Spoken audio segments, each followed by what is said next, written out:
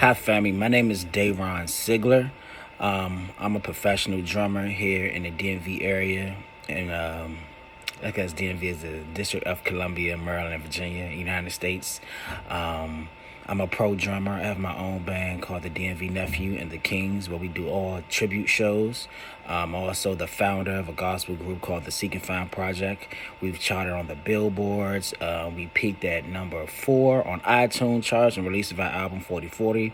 I'm also a part of the Synergy Agency Band, where we service weddings, corporate events all across the nation. It's all across the world. What I like about these sticks, man, Collision Drumsticks are very, very consistent. The weight is always the same. I've ordered quite a few pair of sticks, and they're the same, always the same. They're very durable. I love the brand itself. As you see, Collision, love the logo. It's very nice, very cool. These sticks tend to have balance too, great balance on them, and I love that with my sticks because I play quite a few genres.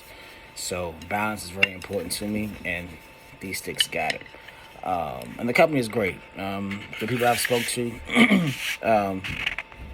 they get back to me quickly, very polite, very kind, and we work as a family. Yeah, love it.